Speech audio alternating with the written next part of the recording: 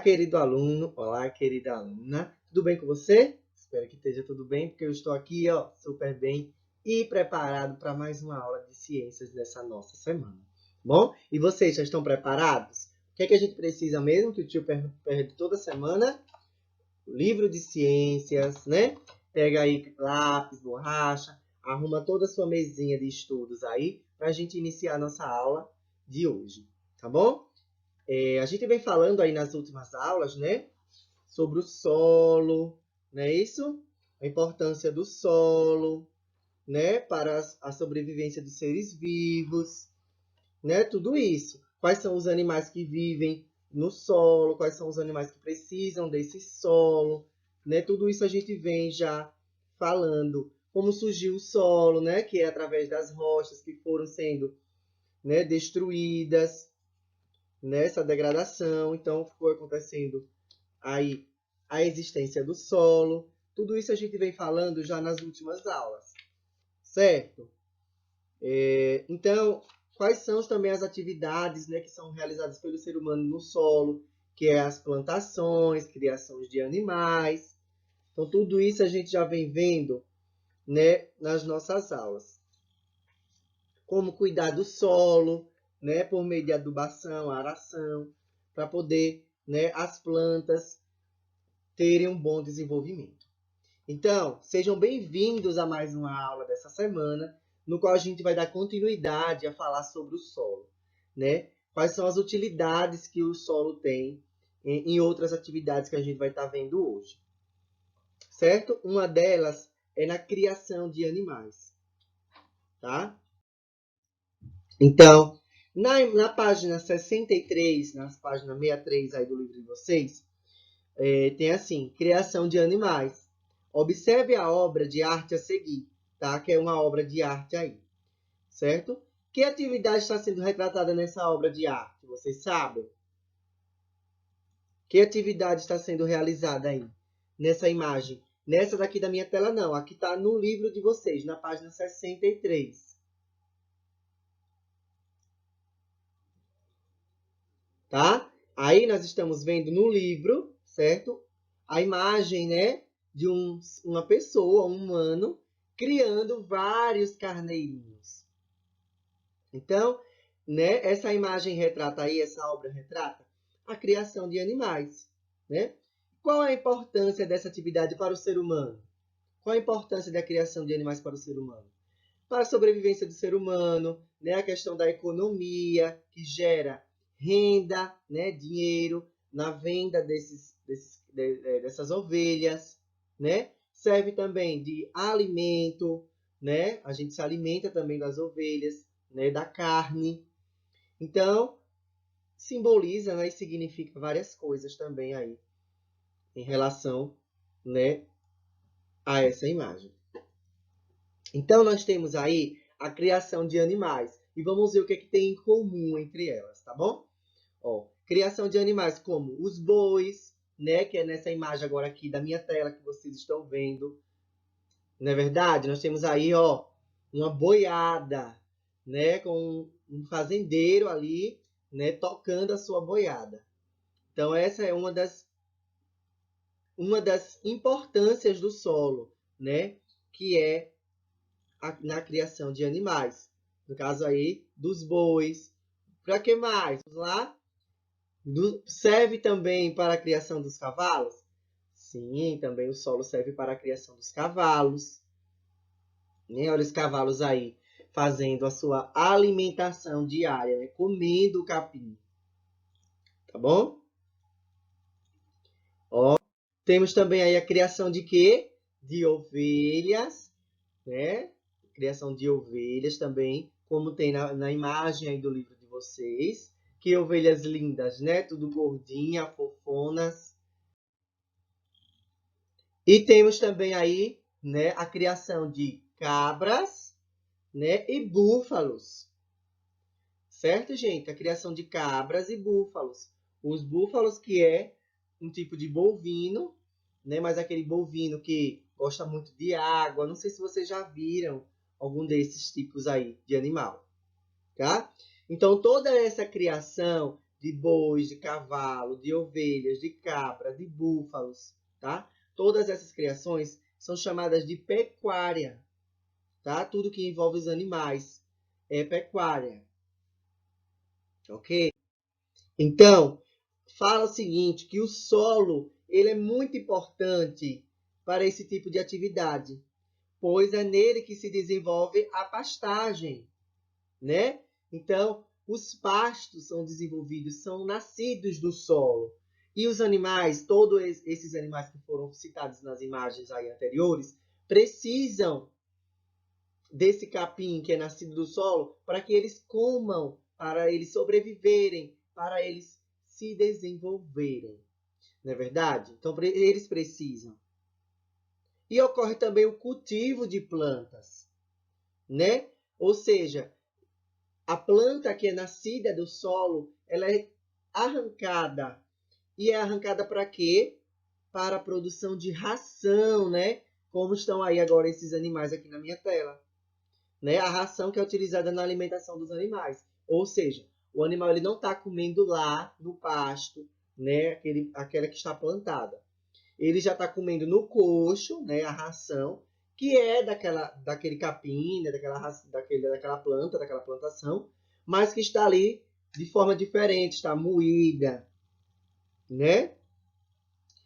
Como assim? Alguns animais se alimentam somente da pastagem, né? Que é dos pastos, certo? Outros animais, além da pastagem, podem receber ração de outros alimentos, né? Existe ração de cana, né? Moer cana, bagaço de laranja. Então, tudo isso também são tirados das plantações. E as plantações são realizadas aonde? No solo. Então, veja que tudo tem um engajamento, né? Um precisa do outro para sobreviver. Não é verdade? Isso mesmo. Avançando para a página 65, tá? Página 65, vamos ver um pouco agora sobre a extração de minerais, tá? De minérios. Eu estou com essa imagem aí, né? Que são máquinas trabalhando na extração desses minérios, tá? E a gente vai ver agora a seguir para que servem esses minérios, né? Eles devem servir para alguma coisa. E onde é que a gente encontra esses minérios? Dentro das rochas, dentro do solo. Ok? Então, alguns aparelhos celulares, ó, parecido com a imagem que tem aí na tela de vocês. Na página 65 tem uma imagem também de um celular com cartão de memória. E fala o seguinte, alguns aparelhos celulares podem ampliar sua capacidade de armazenamento de dados por meio de cartões de memória. Ou seja, incluindo esse cartão de memória, meu celular vai ter mais memória para armazenar, para colocar mais foto, mais vídeo, mais música, né? Gravar meus stories no Instagram, tudo isso. Uma das matérias-primas do cartão de memória, ou seja, matéria-prima é do que é criado o cartão de memória. Qual é o material que é criado o cartão de memória? Certo? E aqui vem falando, ó, na página 65. Uma das matérias-primas do cartão de memória é o dióxido de silício, um tipo de minério, tá? Então, é desse material aí que é construído o cartão de memória. E é tirado da onde? Dos minérios, tá? Dentro das rochas, dentro do solo. Então, as rochas podem ser formadas por vários minerais. Muitos desses minerais podem ser extraídos pelo ser humano e explorado economicamente para a fabricação de diferentes objetos, certo? Então, esses minérios eles são tirados para fabricar outros produtos para que o ser humano venda e aí haja a economia, a venda, né? Lucrar, ter dinheiro. Nesse caso, os minerais passam a ser chamados de minérios. Então, esse dióxido de silício, né, assim como os outros minérios, é encontrado aonde? Nas rochas, dentro das rochas. E onde é que ficam as rochas? Dentro do solo. Então, essa atividade de extração dos minérios é chamada de mineração. Ok?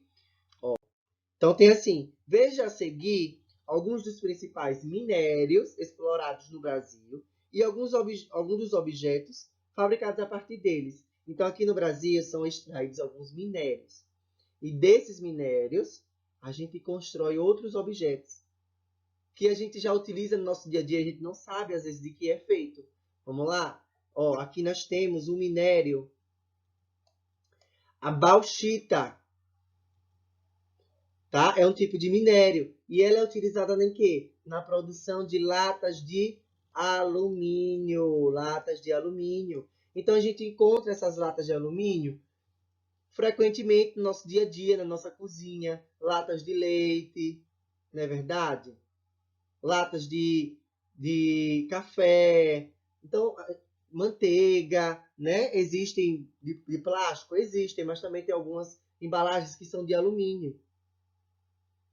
Ok? Então, ó, aqui também um exemplo, né?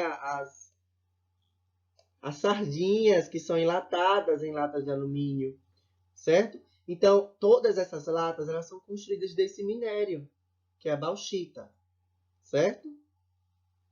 Olha outra aí, ó, bem conhecida, que eu acredito que vocês também têm aí na casa de vocês. Uma moeda de R$ 1. Não só de R$ 1, mas também outras. E o níquel e o cobre, esses dois minerais, são utilizados na produção de moedas. Então, as moedas de 10 centavos, 5 centavos, R$ 1, 50 centavos, todas elas são fabricadas, né, por esses tipos de materiais aí, por esses minérios, que é o níquel e o cobre. Ok? E o ferro também é um mineral muito conhecido, né? E a gente encontra ferro em quase tudo. Então, o ferro é utilizado na produção de ferramentas. Mas a gente encontra o ferro também em outros materiais? Encontramos. Por exemplo, a cadeira que eu estou aqui é de ferro, né? Existem armários, um pé de uma mesa. Então, existem muitos materiais que são confeccionados de ferro. Bicicleta, tá? Então, muitas coisas são feitas do ferro, tá? Que também é um mineral, que é extraído da onde? Do solo e das rochas. Certo? Deu para compreender, né? Muito bem. Agora iremos avançar lá para a página 67, onde tem aí evitando a degradação do solo. Então, observe a foto a seguir. Essa foto que está aqui na minha tela é a mesma foto que está aí no livro de vocês, tá? No livro de ciências, na página 67, que fala o seguinte: você acha que o solo da imagem ao lado, essa imagem, é adequado para o cultivo de plantas? Por quê? E aí, gente? Você acha que esse solo que está aí nessa imagem é adequado? Esse solo ele está danificado, né, gente? Ele está danificado, então ele não vai servir para as plantações. Ele está desabando, né? O que será que é essa desabação? Ele está sendo destruído. Então é um solo que ele não está rico, ele não está adubado, ele não está arado. Não é verdade? O que pode ter provocado essa situação aí? Esses buracos aí, né, no solo? Então, aqui abaixo da imagem, vamos ler para a gente entender. A retirada da vegetação causa prejuízos ao solo. Então, aí foi tirada alguma vegetação, como árvores. Então, isso vai causando prejuízos ao solo. Então, alguns desses prejuízos podem ser observados na imagem acima. Mas por que se formam esses buracos no solo? Por que será? Ó, a ação da água e do vento pode causar transformações na superfície terrestre, como erosão. Então, esses buracos aí causados no solo são causados pela água e pelo vento. Observem que, às vezes, quando a gente tem uma rua, né, a nossa rua que tem a nossa casa, quando não é calçada, por exemplo, minha rua aqui, ela não era calçada, não tinha asfalto, nem paralelepípedo. Era terra, era o solo mesmo, tá?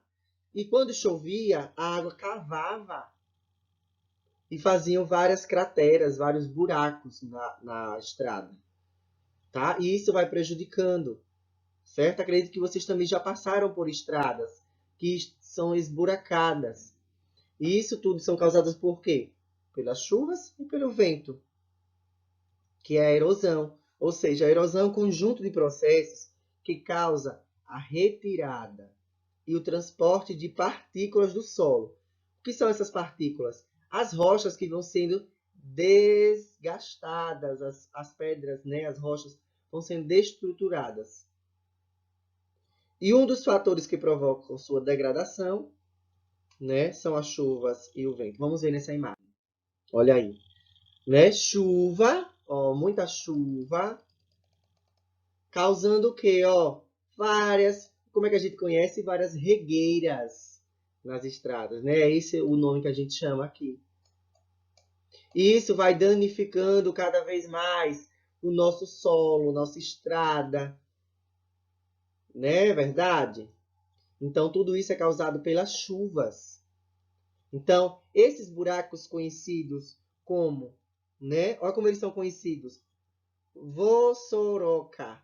E aqui a gente chama de regueiras, né? São causadas pela ação da chuva em solos com pouca ou nenhuma vegetação. Então, solos que não têm vegetação causam essas regueiras. Se tiver vegetação, tá? Não vai acontecer isso. A gente vai ver já já. Qual a importância da vegetação, das árvores, das pastagens, nessa relação aí. Certo? Ó, aqui. Como você acha que a vegetação ajuda na proteção do solo? Vamos ver aí essa imagem. Ó, as raízes, né, sejam as raízes de uma árvore, sejam as raízes de pastos, de capim, mantém as partículas do solo unidas. Então, as raízes, né, das plantas fazem com que o solo ele não se abra, certo? Evitando que elas sejam carregadas pelas águas. Então, as pastagens, as plantações vão ajudar a segurar o solo para que a água não leve, certo? Causando essas regueiras. As folhas das plantas também evitam o impacto direto da chuva ou do vento no solo. Observe que se chover em um local que não tenha plantação nenhuma, a chuva ela vai cavando buraquinhos. E se tiver capim, a chuva vai bater no capim e não vai estar criando buracos naquela região, naquele solo. Entenderam? Vocês compreendem a importância das plantações, das vegetações para o solo? Certo? Então é assim que se funciona. Por isso que a gente tem que preservar, né, os ambientes onde tem plantações e vegetações. Ok? Então, muito obrigado pela sua participação na nossa aula de hoje, né? Para a gente compreender a importância do solo para os animais, né? Que o solo, ele dá, né, a criação de plantações, e essas plantações servem de alimento para os animais, certo? Não só para os seres humanos. E também a questão, né, da importância da vegetação, das plantações, no caso das chuvas, né, que protege esse solo, para que não haja essas erosões e buracos e solos danificados, ok? Então, fiquem todos com Deus, até a nossa próxima aula. Espero cada um de você aí, tá? Aqui comigo, acompanhando todas as aulas, para a gente fazer muita coisa legal e aprender juntos, tá bom? Tchau, tchau, até a próxima aula.